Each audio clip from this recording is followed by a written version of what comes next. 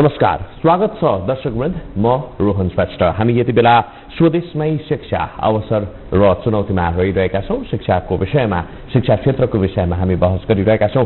त्यसको लागि आज हामीसँग क्यानभास इन्टरनेशनल कलेजका प्रिन्सिपल भरत शर्मा आज हामीसँग हुनुहुन्छ। भरतजी, स्वागत छ यहाँलाई। धन्यवाद। भरतजी, क्यानभासबाटै सुरु गरौँ। हामी यति बेला चाहिँ शिक्षा क्षेत्रको विषयमा कुराकानी गरिरहेका छौं हैन। क्यानभास इन्टरनेशनल कलेजको पछिल्लो अवस्था कस्तो छ? किनभनेदेखि कोभिड पछाडि एक हिसाबले भन्ने हो भनेदेखि विद्यार्थीको संख्या घट्दै गएको छ, अझ भन्ने हो ड्रप आउटको संख्याहरू बढ्दै गएको छ भन्ने किसिमका चाहिँ कुराहरू पनि सुनिन्छ। यो हकमा चाहिँ कसरी हेरिरहनु भएको छ?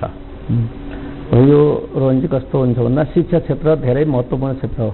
अब विभिन्न खालका नेचुरल डिजास्टरहरू, तपाईको चाहिँ पेन्डेमिकहरू, यस्तो धेरै जटिल समस्यासँग जुझ्दै पनि क्यानभास इन्टरनेशनल कलेजले यो विद्यार्थीको पठन पाठनमा हामीले सबै तहमा हामीले चाहिँ +2 देखि मास्टरसम्मको कोर्सहरू चाहिँ विद्यार्थीहरूलाई कन्टिन्यू लगातार पढाइरहेका छौँ र यसमा चाहिँ यति बिचमा पनि हामीले क्वालिटीलाई डिक्लाइन हुन दिएनौँ।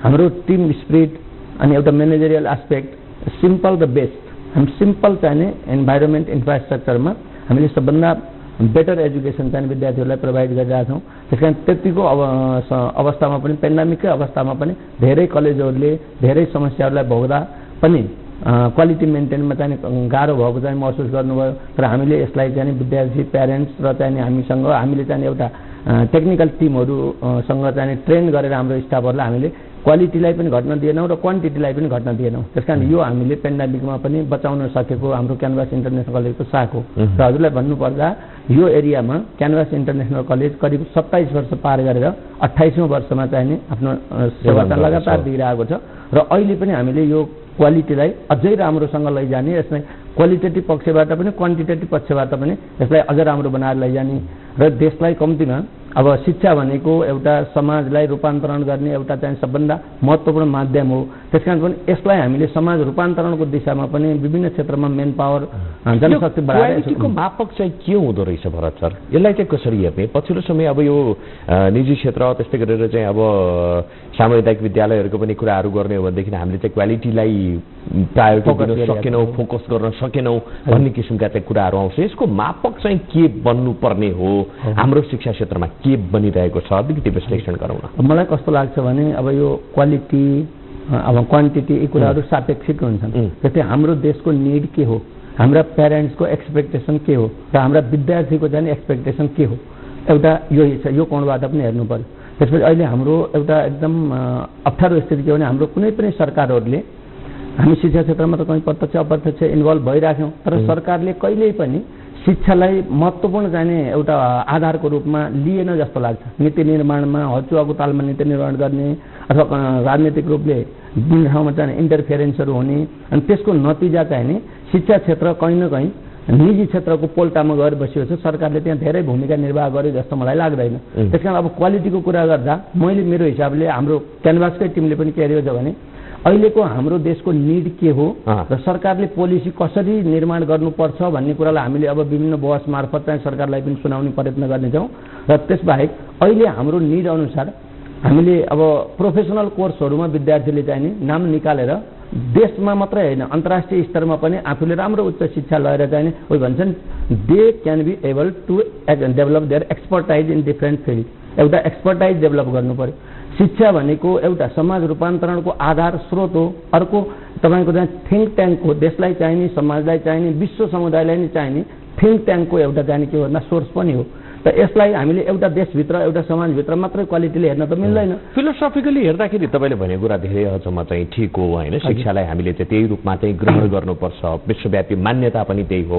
तर प्र्याक्टिकली हेर्दाखेरि चाहिँ हामीले त्यसलाई मापक बनाएका छौँ त भन्ने प्रश्न शिक्षा क्षेत्रमा सरकारले अथवा चाहिँ तपाईँहरू जस्तो चाहिँ कलेजहरू भए, स्कुलहरू भए, उनीहरूले नै यसलाई मापक बनाउन सकेको छ कि छैन, अथवा चाहिँ यो खालि भन्ने कुराहरू मात्रै भइरहेको छ कि भन्ने कुरा? यो सही हो, हजुरले उठाउनु भएको कुरो सही हो। अहिले कसैले पनि क्वालिटी दिन्न त कसैले भन्दैन, तर क्वालिटी भेग हो, के हो क्वालिटी होइन। अनि कसैले चाहिँ के गरिरहेछन्, विद्यार्थीले आफ्नो मिहिनेतले गरेर ल्याएको कुरालाई पनि क्यास गर्ने प्रयास गरेर हामीले क्वालिटी दियौँ भनिरहेको स्थिति छ। त्यसमा कतै न कतै हामी पनि सामेल हुन सक्छौँ।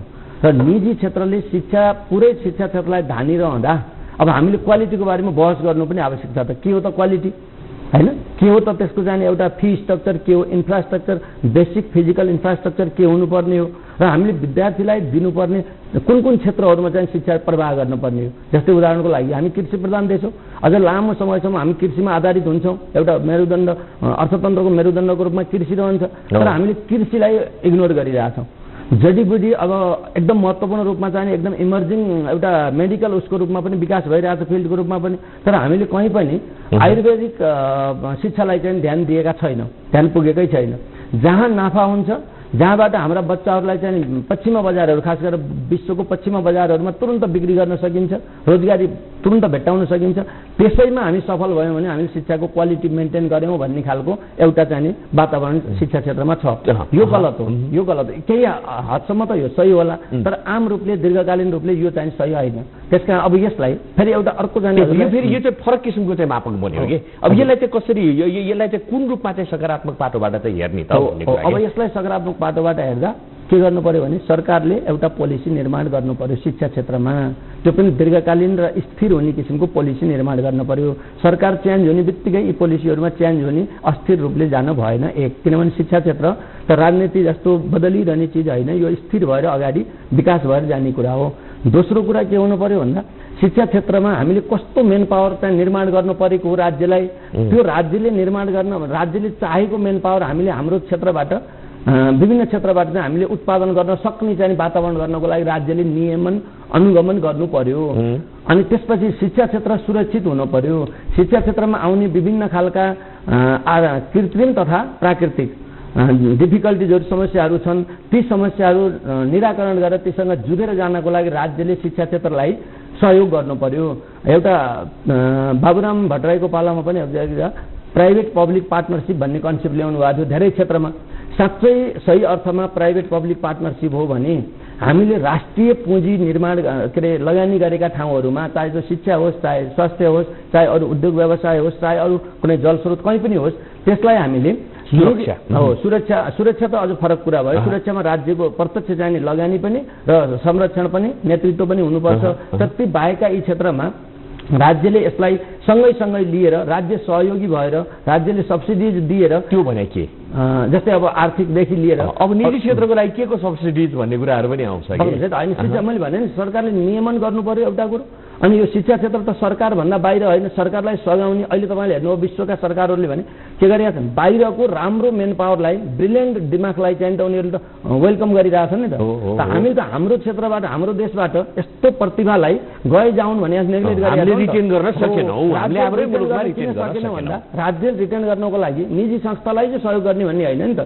निजी संस्थाबाट पनि आएका प्रतिभाहरूलाई राज्यले त एउटा सुविधा दिएर यहाँ राखेर पढ्ने वातावरण बनाएर देशको लागि त एउटा राम्रो चाहिँ थिङ्क ट्याङ्कको रूपमा डेभलप गर्ने, त्यसलाई यहीँ रिटेन गर्ने वातावरण राज्यले बनाउनु पर्यो, त्यो एउटा कलेजले बनाउन सक्दैन। अब अर्को कुरा हजुरलाई क्लियर के राखौँ भने म प्राइभेट सेक्टरको कलेजको प्रिन्सिपल, मलाई हेर्ने दृष्टिकोण अहिले समाजको, मलाई प्लस अब अरू क्षेत्रमा पनि निजी क्षेत्रलाई हेर्ने दृष्टिकोण राम्रो छैन। अझ खास गरेर शिक्षा क्षेत्रलाई, र शिक्षा त ठगिन्छ हो भन्ने खालको एउटा आम चाहिँ भनौँ न ठगहरू हुन्, यिनीहरू चाहिँ माफियाहरू हुन्, शैक्षिक माफियाहरू मानौँ न, यो आम धारणा मात्रै हो भन्ने कुरा हो कि। किनभनेदेखि यो फेरि ठ्याक्कै अभिभावकको लेभलसँग, विद्यार्थीको लेभलसँग गएर छुन्यो भनेदेखि मैले ठ्याक्कै उठाउनै खोजेको प्रसङ्ग चाहिँ तपाईँले चाहिँ कोट्याइदिनु पर्यो। प्रमुख चुनौती यही विषयमा नै रहेको छ होइन। एजुकेसन माफियाको कब्जामा हाम्रो शिक्षा क्षेत्र बसेको छ, जसले त न त सामुदायिक शिक्षा पोलिसीलाई चाहिँ सही ढङ्गबाट, सही ट्र्याकबाट अगाडि लान दिएको छ, न त पोलिसीगत रूपमा चाहिँ रिफर्मेसन ल्याउन दिएको छ, मात्रै आफ्नो लागि फाइदा भएको कुरा मात्रै उनीहरूले गर्न खोजिरहेको छ भन्ने किसिमको बुझाइ छ। अब यो आम बुझाइ यसरी हुनु स्वाभाविक छ मलाई लाग्छ। जस्तै आम मान्छेले इनडेप्थमा गएर सबै अध्ययन गर्न सक्दैन। इनडेप्थ के हो? इनडेप्थ भनेको के हो? Reality. What is the ground reality? What is the ground reality? We have to seek the ground reality. What is ground reality? अब तपाईले यसमा जानुभयो भने के हुन्छ भने शिक्षा क्षेत्रमा ठिक छ, केही शैक्षिक संस्थाहरूले के चर्को फी लिएको, इन्फ्रास्ट्रक्चरहरू अनावश्यक रूपले अलि बढी बनाएको, जुन शैक्षिक वातावरण अनुकूल भन्दा अलि बढी एडभान्समेन्ट चाहिँ देखावाको रूपमा यो इन्फ्रास्ट्रक्चरहरू बढाएर लगेको, तर विद्यार्थीसँग सही व्यवहार नगरेको, विद्यार्थीहरूलाई रूपान्तरण गर्ने कोसिस नगरेको, यी कुराहरू त कतिपय ठाउँमा देखिन्छन्। तर त्यही धरातलमा बसेर सम्पूर्ण शैक्षिक क्षेत्रलाई यही हिसाबले मूल्याङ्कन आम पब्लिकले गर्न सक्छ, तर सरकारसँग त निकाय छ नि, सरकारले त यसलाई त के गर्न सक्छ, स्क्रुटिनाइज गर्न सक्छ नि त। सरकारले यसो नगरेर सबैलाई एउटै क्याटेगोरीमा राख्यो भने म गर्वसाथ भन्छु, मैले कतिपय 27 वर्ष चाहिँ प्राइभेट शिक्षण संस्थामा पढाएर बिताएँ, म स्वाभिमान कायम राखेर मैले पढाएरै बिताएँ, मेरो विषयमा मैले मेरो ड्युटी मेरो प्रोफेसनल इथिक्समा रहेर पढाएँ। तपाईँले आम रूपले पनि यो टेलिभिजन मार्फत हेर्नुभएको आम मेरा विद्यार्थी मेरा सहकर्मी साथीहरूले पनि सुन्नुहुन्छ, त्यसकारण मैले यसलाई जस्ताको तस्तै राख्छु। त्यसपछि अहिले पछिल्लोचोटि मैले अब एउटा म्यानेजमेन्टको विद्यार्थी पनि हो, मैले समाजलाई रूपान्तरण गर्नको लागि राजनीति मात्रै होइन शिक्षा क्षेत्रमा पनि सकिन्छ भनेर म प्रिन्सिपल भएर अहिले क्यानभास इन्टरनेसनल कलेजमा आएको छु। यो मेरो अवसर पनि हो। अब यो ग्याप चाहिँ कहाँनिर रहेको छ तपाईँले यसो भनिरहँदाखेरि? त्यो जुन ग्याप तपाईँले भन्नुभयो नि एउटा किसिमको चाहिँ मानसिकता छ फेरि हो पनि। यदि अब क्यानभासमै तपाईँको चाहिँ विद्यार्थीहरूसँग कुरा गर्ने हो भनेदेखि सबैबाट त त्यो किसिमको उत्तर नआउला, तर चाहिँ अधिकांशले होइन हामीलाई त भनेर ल्याइएको थियो, तर हामीले यसरी चाहिँ पैसा पे गरिरहेको छौँ, तर उचित ढङ्गबाट चाहिँ मूल्याङ्कन पनि भएको छैन,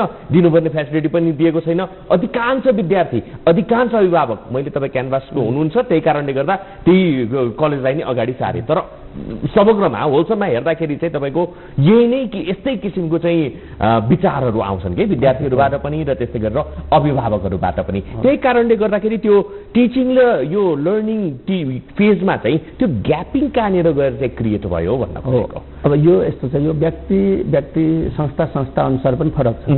त्यसकारण मैले अहिले पनि के भने अब म क्यानभास इन्टरनेसनल कलेजको प्रिन्सिपलको हैसियतले बोल्दा हिजो के भयो म अब गर्छु भनेर म जान्न। मैले हिजोका कुराहरू पनि जिम्मा लिएर जानुपर्छ।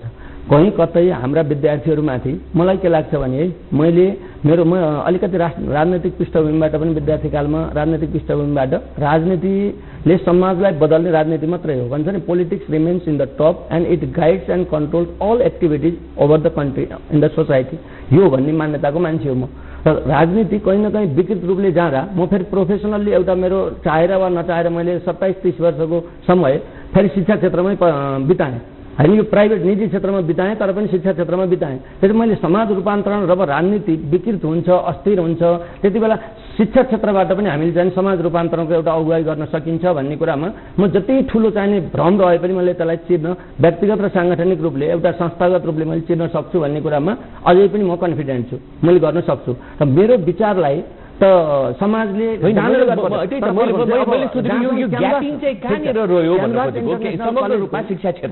अब क्यानभास इन्टरनेसनल कलेजकै हिसाबले कुरा गर्दा अहिले पनि म मेरा विद्यार्थीहरू भनेका मेरा छोराछोरी पनि हुन्। यो मैले खालि औपचारिक रूपले अथवा चाहिँ एउटा आदर्शको रूपमा बोल्ने कुरा भन्दा मैले व्यवहारमा देखाउने कुरो हो, जुन मलाई लाग्छ मैले पछिल्लोचोटि आइसकेपछि मेरा विद्यार्थी भाइ बहिनीहरू छोराछोरीहरूले यसलाई बुझेकै छन् भन्ने लाग्छ। त्यसैले मैले बच्चाहरूलाई कन्भिन्स गरेर भोलिको भविष्यको दूर भविष्यको एउटा बाटो देखाएर समाजप्रतिको विद्यार्थीहरूको चाहिने रेस्पोन्सिबिलिटीलाई देखाएर मैले मेरो प्रयासले हुने कामसम्मबाट विद्यार्थीलाई राम्रो रिजल्ट ल्याउने। अहिलेको त रिजल्ट पनि एउटा के हो भने सरकारले तोकेको मापक त हो नि, रिजल्ट राम्रो ल्याउने, तर त्यसलाई प्र्याक्टिकल कति बनाउन सकिन्छ हामीसँग धेरै कन्स्ट्रेन्ट छन्। जस्तै कोर्स सिद्ध्याउनु पर्छ बिचमा। मैले सोधिरहेको एउटा के हो भनेदेखि त्यो ग्यापिङ किन यो ग्यापिङ मैले क्यानभासलाई एज अ एउटा उदाहरणको रूपमा राखेर चाहिँ होल हामी एजुकेसन सिस्टमको बारेमा कुरा गरिरहेका छौँ होइन। त्यो जुन ग्यापिङ रहेको छ नि टिचिङ र लर्निङ फेजमा गएर बिचमा स्टुडेन्ट सेटिस्फाई नहुने, अभिभावक आफूले चाहिँ पे गरेको अनुसारले सेटिस्फाई नहुने, यता कलेजहरू चाहिँ होइन हामीले चाहिँ एकदमै राम्रो एजुकेसन अपार्ट गरिरहेका छौँ, राम्रो एजुकेसन प्रोभाइड गरिरहेका छौँ भनेर चाहिँ आफ्नो गुणगान गाउन चाहिँ नछोड्ने के हो। त्यो ग्यापिङ चाहिँ कहाँनिर रह्यो? यसमा दोष कमी कमजोरी कलेज स्कुलकै हो, शिक्षा क्षेत्रकै हो, अथवा चाहिँ बुझाइमा चाहिँ गल्ती भएको हो भनेर सोध्दै सजिलै। अब यसलाई सठिक भन्दा यो बुझाइमा पनि आंशिक रूपले यसमा सत्यता छ र स्कुल कलेजहरूले पनि मैले राम्रो गरिनँ त कसैले पनि भन्दैन हो नि। त्यसकारण यो पनि यो त कमजोरी नै हो, यो अब सही होइन। तर यसको नियमन गर्ने राज्य हो नि, राज्य किन चाहियो? यति ठुलो खर्च गरेर हामीलाई 3 तहका सरकार छन् नि, राज्य किन चाहियो? राज्यले एउटा नागरिकले एउटा संस्थाले हजारौं संस्थाहरूको प्रतिनिधि राज्य हो कि होइन? राज्यले त्यसलाई अनुगमन गर्न नियमन गर्न पर्यो नि त, यो त राज्यै हो। राज्यले म गलतबाट म नैतिक रूपले आफू प्रतिबद्ध हुने कुरा त राज्यको मात्रै हो, राज्यले मात्रै गर्नुपर्ने हो कि अथवा त्यो दिएको इथिकल भ्याल्यु, दिएको इथिकल नर्मभित्र बस्नुपर्ने दायित्व चाहिँ शिक्षा क्षेत्रको पनि हो। त्यो त डेफिनेटली हो, त्यही नै ग्यापिङ हो नि। त्यही कारणले गर्दाखेरि न तपाईँको चाहिँ एजुकेसन माफियाको कुराहरू आए यहाँ। त्यही कारणले गर्दाखेरि त अभिभावक, स्टुडेन्ट र त्यस्तै गरेर चाहिँ यो कलेज बिच चाहिँ एउटा किसिमको चाहिँ कन्फ्रन्टेसन पैदा भयो। अब बेसी कुरा त त्यही हजुरले ठिक ठाउँमा। यसलाई के छ भने अहिले नेपालको राजनीति सबभन्दा, मैले अघि पनि भने राजनीतिले सबै चिजलाई कमान्ड गर्ने हो, तर राजनीति सबभन्दा भ्रष्ट संस्थागत रूपले भ्रष्ट बन्यो। यो भ्रष्ट बनेपछि यसका मिन्स एउटा आधारमा यसको चाहिँ कभरभित्रबाट अब शैक्षिक क्षेत्रमा, स्वास्थ्य क्षेत्रमा अथवा उद्योग वाणिज्य क्षेत्रमा अथवा चाहिँ सबै सेक्टरमा चाहिने कहीँ न कहीँ अब कुनै पार्टीको आस्थाले अथवा चाहिँ कार्यकर्ता नेता भएको हैसियतले के भयो त भन्दा यो पार्टी राजनीतिको कहीँ न कहीँ दुरुपयोग पनि भयो हैन। यसलाई राजनीतिले संरक्षण पनि गर्यो। कहीँबाट संरक्षण गर्दै जाँदा हजुरले जुन रोग पाल्नुहुन्छ त्यो रोग त उपचारतिर जानु भएन भने त आफै पनि बढ्दै जान्छ। यो झाङ्गिँदै आयो। अहिले एजुकेसन मात्रै होइन, जुन हेऱ्यो तपाईँ शिक्षा हेर्नुभयो, शिक्षा, स्वास्थ्य हेर्नुभयो, न्यायालय, अब पुलिस प्रशासन, सैनिक, जहाँ हेर्नुहोस् राज्यका जम्मै अङ्गमा प्राइभेट क्षेत्र अथवा पब्लिक सेक्टर जुन सेक्टरमा हेर्नुभयो भने पनि ठग्ने हो, मेनिपुलेट गर्ने हो। अरूका स्रोत सहकारी हेर्नु, सहकारीको कति राम्रो कन्सेप्ट हो, तर अहिले सहकारी कति बदनाम छ। त जहाँ हेर्नुभयो त्यही ठग्ने, लुट्ने र जनताप्रति गैर जिम्मेवार बनियो भन्ने प्रवृत्तिको विकासको स्रोत चाहिँ मुख्य राज्य नै हो। राज्यले यसलाई त नियमन गरेर टाइममा, समयमा अब एउटा फेजमा आएर नियमन नगर्ने हो भने त मैले मानौ क्यानभास इन्टरनेसनल कलेजले गरेको प्रयासले एउटा इट्टा त थपिन्छ, तर यसले यो सिस्टमलाई चेन्ज गर्छ। थप कुराकानी गर्नेछौँ, तर एकैछिनको ब्रेकपछि हामी ब्रेकपछि आउँछौँ।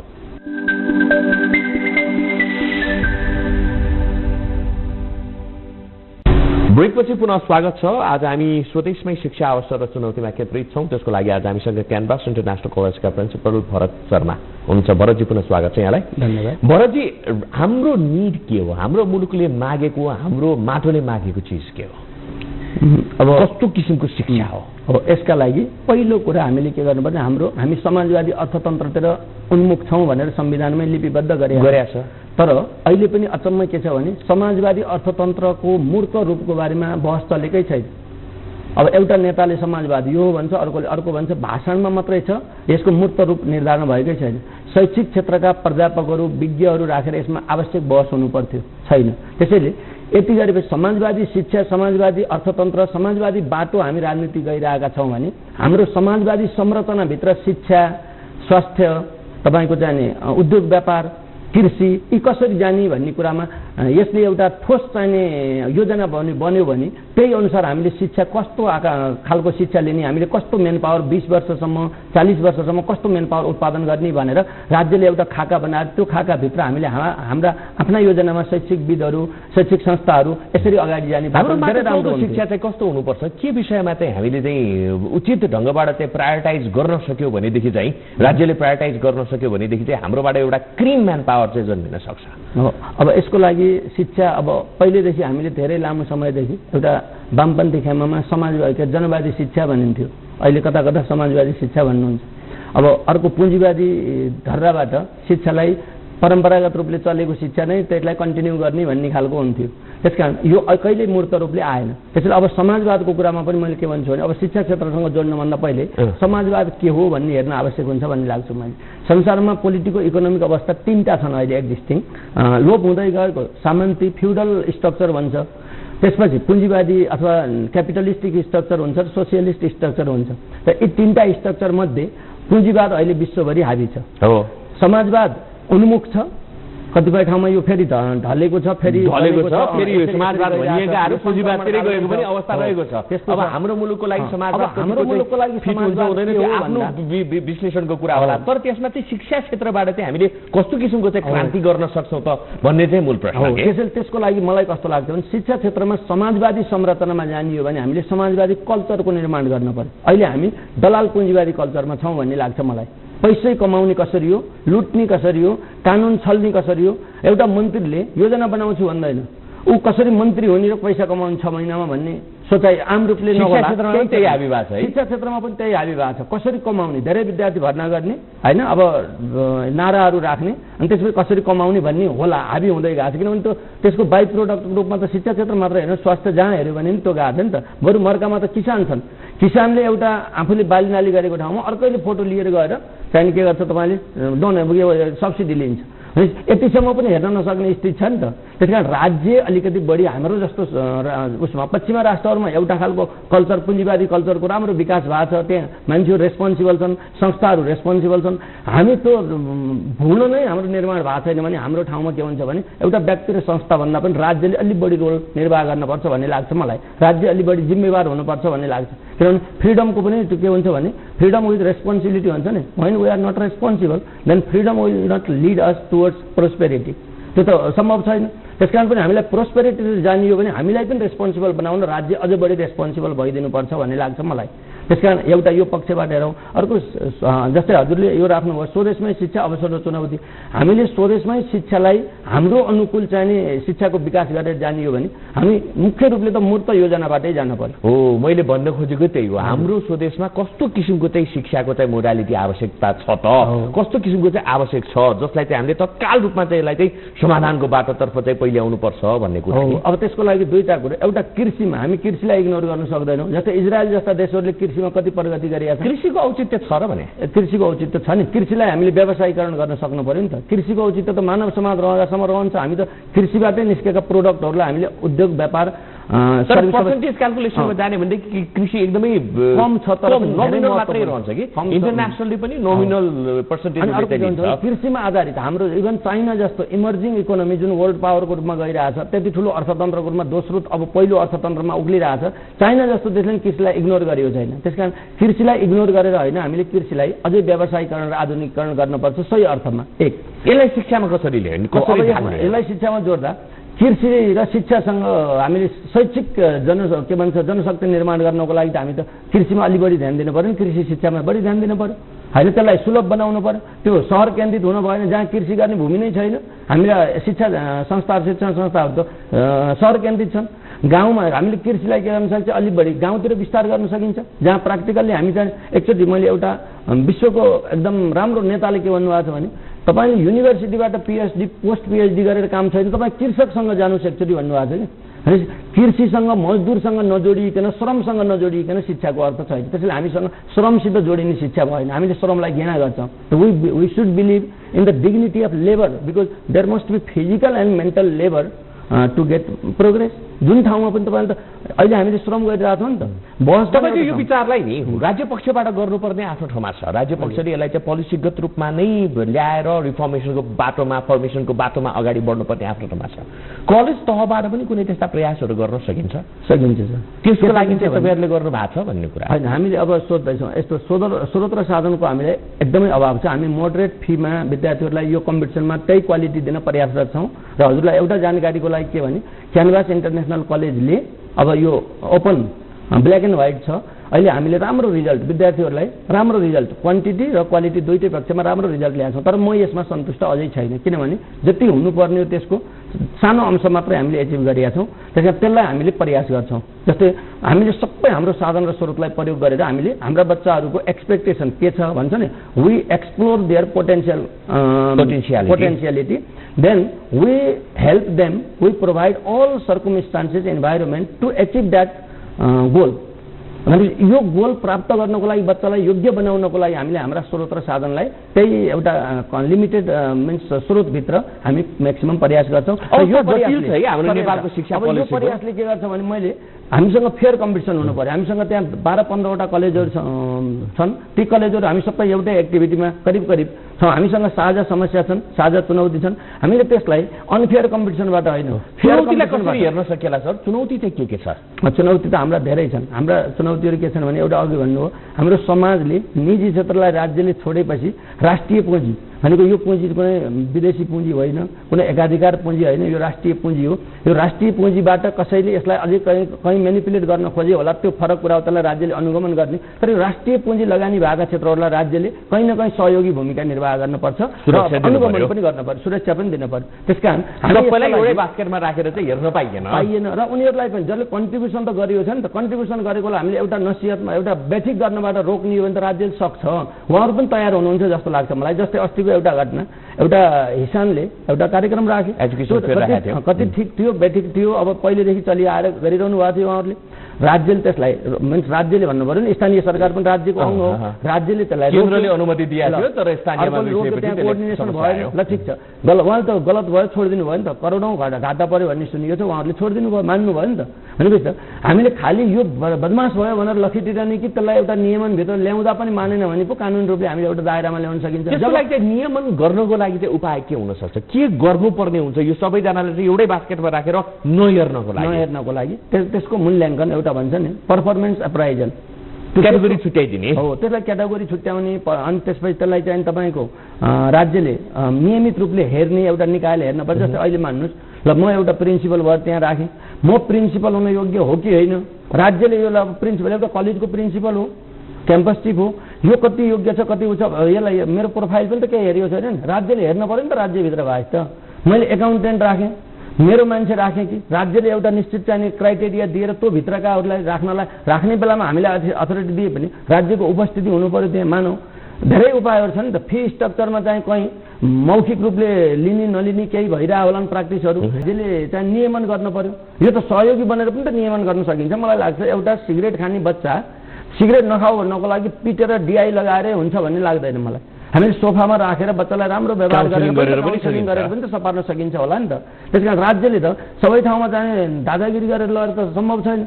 त्यो यो पनि यसले पनि कुनै कन्ट्रिब्युसन समाजमा गरेको छ, तर अनावश्यक रूपले स्रोत र साधनलाई दुरुपयोग गरेको छ, यसलाई रोक्नुपर्छ भन्ने मेन्टालिटीले राज्य फ्रेन्डली भएर पनि त कानुनहरू लगाउन सकिन्छ भन्ने लाग्छ मलाई। त्यस्तो राज्य पनि देखिँदैन होइन। अनि हामीले त्यो कुरो उठाउँदा अब यो प्राइभेट कलेजको प्रिन्सिपलले उठाएको यो कुरो यो चोर हो भन्ने खालको जुन कन्सेप्ट छ, यसले समाजलाई ठिक बाटोमा मूलभूत रूपमा चाहिँ राज्य आफै सच्चिनु पर्ने हो। राज्य आफै सच्चिनु पर्छ। पोलिसीको रूपमा हामीसँग धेरै ल्याकिङ्स छ र सबै चिजलाई सच्याउने एउटा कुरो मुख्य त के हो भने, if you have a concrete plan and policy then you can take a means right direction.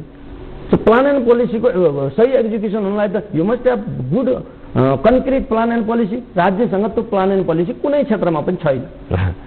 आशा गरौँ अब चाहिँ कङ्क्रिट ढङ्गबाट, किनभनेदेखि बिचको एउटा लामो समय त हामीले चाहिँ ट्रान्जिसन फेज भनेर भन्यौँ, त्यसपछि चाहिँ फेरि अलग धारबाट जाने भनेर भनिरहँदाखेरि मुलुकमा चाहिँ कन्फ्रन्टेसनहरू आए, विभिन्न राजनैतिक टर्मोइलहरू भए, अब चाहिँ सही ट्र्याक लिन्छ भनेर आशा चाहिँ गरौँ। भरत सर हुन्छ, यहाँ हाम्रो स्टुडियोमा आइदिनु भयो, शिक्षा क्षेत्रको विषयमा आफ्ना विचारहरू राखिदिनु भयो, यहाँलाई धेरै धेरै धन्यवाद। हजुरहरूलाई मेरो यो विचारहरू अझ धेरै त समयको पाबन्दीका कारण राख्न सकिएन, तर पनि एउटा बहस खुल्ला गर्नको लागि तपाईँको टेलिभिजन यो पपुलर टिभी च्यानल मार्फत यो विचारहरू राख्न समय दिनुभएकोमा यहाँहरूलाई पनि धेरै धेरै धन्यवाद दिन्छु। नमस्कार। दर्शक यहाँलाई पनि धेरै धेरै धन्यवाद आज हामीलाई साथ दिनुभएकोमा। हेर्दै रहनुहोला न्युज 24 टेलिभिजन। नमस्कार।